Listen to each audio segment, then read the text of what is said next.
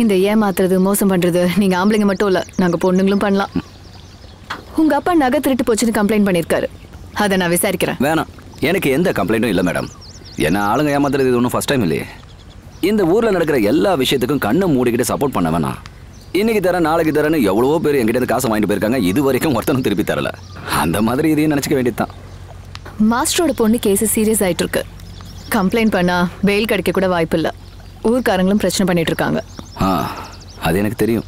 ஆனால் அந்த ஹேமாவை நினைக்கும் போது தான் அதுக்கு உடனே ஏதாவது முடிவு எடுத்தாகணும். அதை நான் பார்த்துக்கிறேன். அதுக்கு எனக்கு போலீஸோட உதவியெல்லாம் தேவையில்லை. நீங்கள் கிளம்புங்க.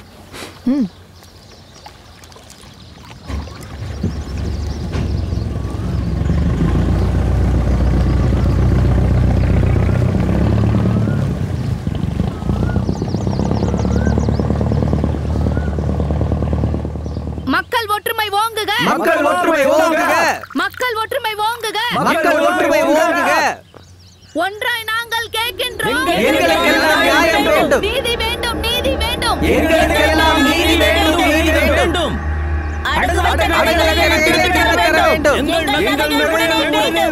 ஹரியை கைது செய்யவும் வேண்டும், வேண்டும் நியாயம். இந்த பேங்க்ல நகையை அடமானம் வச்சவங்களா நீங்களா? இல்ல, இப்படித்தான் சொல்ல சொன்னாங்க. கடைசியில இந்த கர்ப்பத்துக்கு நீங்க தான் பொறுப்பு ஏத்துக்கணும். பரவாயில்லையா? வேண்டும், வேண்டும் நகைகள் வேண்டும். டீ குடுக்குற கேப்ப எல்லாருக்கும் வடை வேணுமான்னு கேட்கலாம்ல. உட்கார்ந்துருக்கிறவங்க பாதி பேர் ஹிந்திக்காரங்க. எனக்கு வடக்கு ஹிந்தியில என்னன்னு தெரியாது. ஹிந்திக்காரங்களுக்கு வடை வடை தாண்டா. வடை ஹே. நீதி வேண்டும், நீதி வேண்டும்.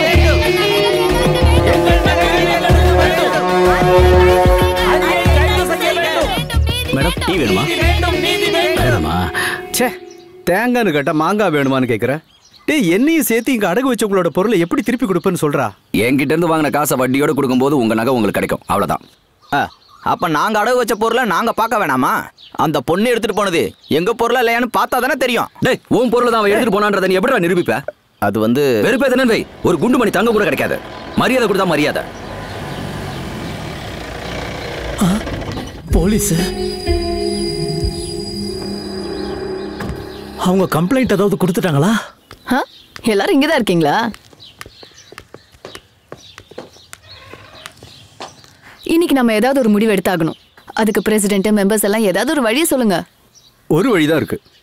ஹேமாவை ஹரி கல்யாணம் பண்ணோம். பிரசிடென்ட், உனக்கு நான் யாருன்னு இன்னும் சரியா தெரியல. ஹரி, ஓ பெரிய தலைவலியா போச்சே. என்ன கஷ்ட காலம் இது. அப்ப நீங்க கவலைப்பட வேண்டாம். இவங்க நகையை நான் கொடுத்துட்றேன். ஹேமாவை கல்யாணமும் பண்ணிக்கிறேன். ஆனா ஒரு கண்டிஷன். நான் அவளை தனியா சந்திக்கணும், அவ கூட பேசணும். அது நியாயம். நீங்க இதை ஒத்துக்கிட்டு தான் ஆகணும். ஒத்துக்கிறோம். என்ன? ஆமா. மாஸ்டர் கிட்டே ஹேமா கிட்டே நான் பேசுறேன். அப்ப இந்த வீட்டு முன்னாடி நடக்கிற தர்ணாவுக்கு நான் இப்போ முடிவு கட்டுறேன். வரட்டுமா? வரேன் ஹரி. நாங்களும் கிளம்புறோம்.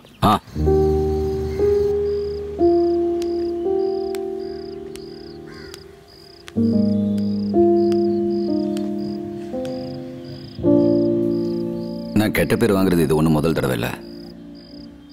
செஞ்சதுக்கும் செய்யாததுக்கும் நான் மற்றவங்களுக்காக நிறையவே தாங்கியிருக்கேன். இந்த ஊரில் எந்த பொண்ணையாவது காமிச்சு கல்யாணம் பண்ண சொல்லியிருந்தா பண்ணியிருப்பேன்.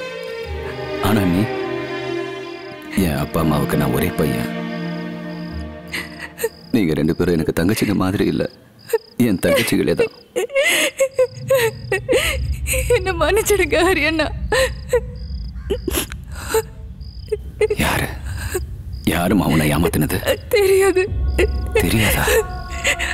எனக்கு தெரியாது. பேரு ராகுல்னு சொன்னா, ஆனா அதுவும் உண்மையான எனக்கு தெரியாது.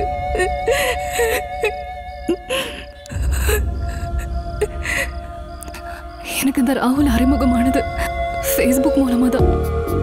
ஒரு வருஷமா நான் ராகுல் கூட ஃபோன்ல, மெசஞ்சர்ல, அப்புறம் ஃபேஸ்புக்ல தான் பேசிட்டு இருந்தேன்.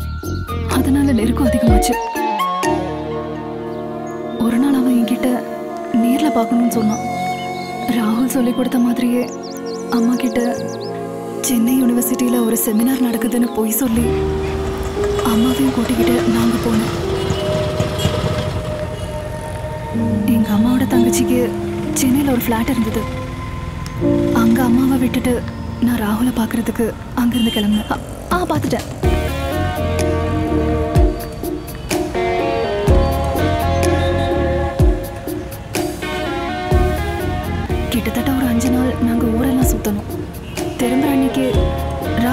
ரெசார்ட்ல ரூம் எடுத்தான். அவன் போட்டோ ஏதாவது இருக்கா? இல்ல, நிறைய போட்டோ எடுத்தோம். ஒவ்வொரு வாட்டி எடுத்து முடிச்சதும் என்கிட்ட இருந்து போனை வாங்கி டெலீட் பண்ணிடுவான். இப்போ ஃபேஸ்புக் அக்கவுண்ட் வரைக்கும் டீஆக்டிவேட் பண்ணிட்டான். ஃபோன் நம்பர் கூட இல்லையா? என் கையில இருந்த நம்பருக்கு நான் நிறைய ட்ரை பண்ணேன். வேற யாரோ ஃபோன் எடுத்தாங்க. அவ என்கிட்ட சொன்னது அவ்வளவும் போயின்னு. இதெல்லாம் நான் மற்றவங்க கிட்ட எப்படி சொல்லுவேன்? அவ யாருன்னே தெரியாதுன்னு. அப்போ எனக்கு தற்கொலை பண்ணிக்கிறத தவிர வேற வழி தெரியல. ஆனா அதுவும் நடக்கல. அம்மா சொன்னது கேட்கலன்னா எல்லாரும் ஒன்னா சேர்ந்து. நீ கவலைப்படாதம்மா, ஏதாவது வழி இருக்கும். உன் ஃபோன் எங்க இருக்கு? இதுல அவன் நம்பர் இருக்கா? ராகுல். ராகுல்